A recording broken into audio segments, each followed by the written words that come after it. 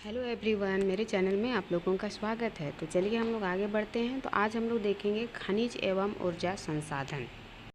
तो बच्चों, हमारी भूप्रपट्टी विभिन्न खनिजों के योग से बनी चट्टानों से निर्मित है। इन खनिजों का शोधन करके धातुओं को निकाला जाता है।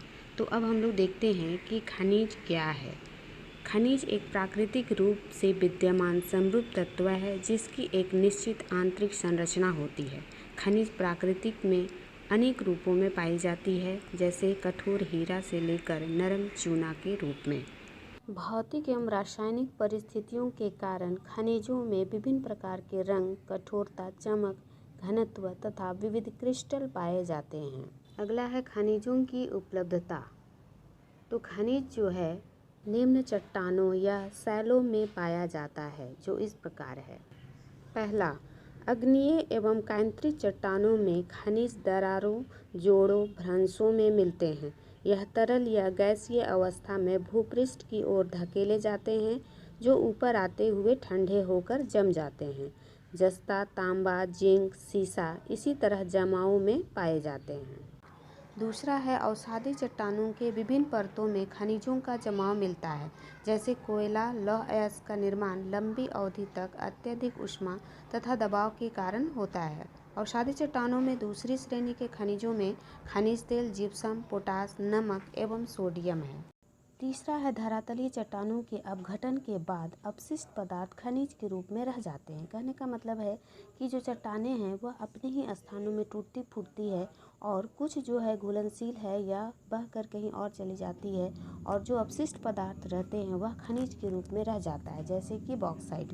पहाड़ियों के आधार तथा घाटी तल की रेत में जल और जमाव के रूप में कुछ खनिज पाए जाते हैं, जिसे प्लेसर निक्षेप कहते हैं। यह ऐसे खनिज होते हैं जो जल में नहीं घिसते हैं, जैसे कि सोना, चांदी, टीन एवं प्लेटिनम।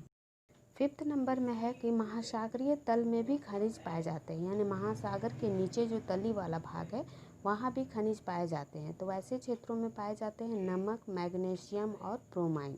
अब हम लोग आगे बढ़ते हुए देखते हैं कि लौह खनिज के बारे में। तो लौह खनिज क्या है? तो लौह खनिज धात्विक खनिजों के कुल उत्पादन मूल्य के 3/4 भाग का योगदान रखता है। लौह खनिजों में है लौह अयस्क।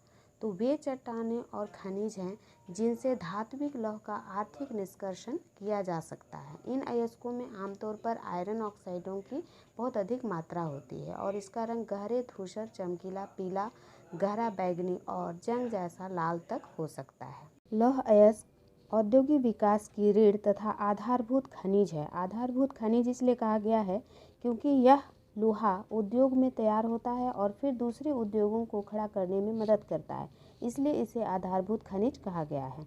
लौह अयस्क 5 प्रकार के होते हैं, जिसमें पहला है हेमेटाइट लौह अयस्क। तो हेमेटाइट लौह अयस्क जिसे प्राकृतिक अयस्क भी कहा जाता है तथा साथ ही इसे औद्योगिक लौह अयस्क भी कहा जाता है। इसमें चुंबकीय गुण पाया जाता है। दूसरा है मैग्नेटाइट। यह सर्वोत्तम किस्म का लौह अयस्क होता है जिसमें कि 70% लोहा पाया जाता है। तीसरा है लिमोनाइट।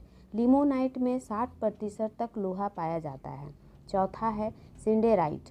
पांचवा है पाइराइट। तो इस प्रकार से यह लौह अयस्क के प्रकार थे।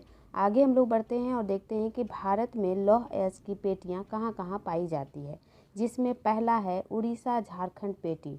उड़ीसा के मयूरभंज और केंदुझर जिले के बादाम पहाड़ की खानों में हेमेटाइट अयस्क मिलता है। झारखंड के सिंहभूम जिले के गुआ और नुआमुंडी की खानों में भी हेमेटाइट अयस्क मिलता है। दूसरा है दुर्ग, बस्तर, चंद्रपुर पेटी। छत्तीसगढ़ और महाराष्ट्र में यह पेटी पाई जाती है। छत्तीसगढ़ के बस्तर जिले के बेलाडीला पहाड़ियों में हेमेटाइट अयस्क के 14 भंडार पाए जाते हैं। इन खानों के लौह को विशाखापट्टनम के बंदरगाहों से जापान तथा दक्षिण कोरिया तक निर्यात किया जाता है।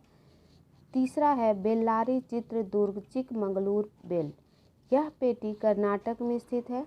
पश्चिम घाट में स्थित कुद्रेमुख की खानों से 100% इसका निर्यात किया जाता है, यानी निर्यात के लिए ही इसका उत्पादन किया जाता है। और लौह अयस्क को लिक्विड यानी घोल के रूप में पाइपलाइन के द्वारा मैंगलोर के निकट बंदरगाह तक भेजा जाता है। अगला है चौथा नंबर महाराष्ट्र गोवा पेटी। यह पेटी गोवा और महाराष्ट्र का रत्नगिरी में आता है। यहाँ के खानों के अयस्क उत्तम प्रकार के नहीं होते हैं। इन अयस्कों की मरमा गोवा बंदरगाहों से इसका निर्यात किया जाता है। आगे बढ़ते हुए हम लोग अगले खनिज को देखते हैं। तो अगला खनिज में यानी लौह अयस्क के बाद जो है मैंगनीज। तो मैंगनीज के रासायनिक तत्व हैं जो कि प्रकृति में या शुद्ध रूप में नहीं मिलता है, बल्कि अन्य तत्वों के साथ बने यौगिकों में मिलता है, जिसमें लौह के यौगिक शामिल हैं।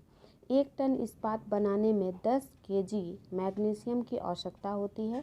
इसका उपयोग ब्लीचिंग पाउडर, कीटनाशक दवाइयाँ तथा पेंट बनाने में किया जाता है।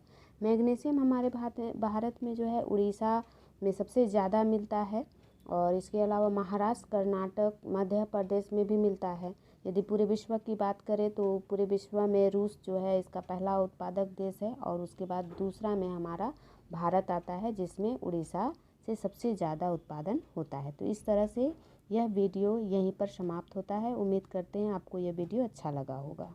इसके आगे का भाग हम लोग नेक्स्ट वीडियो में देखेंगे। Thank you.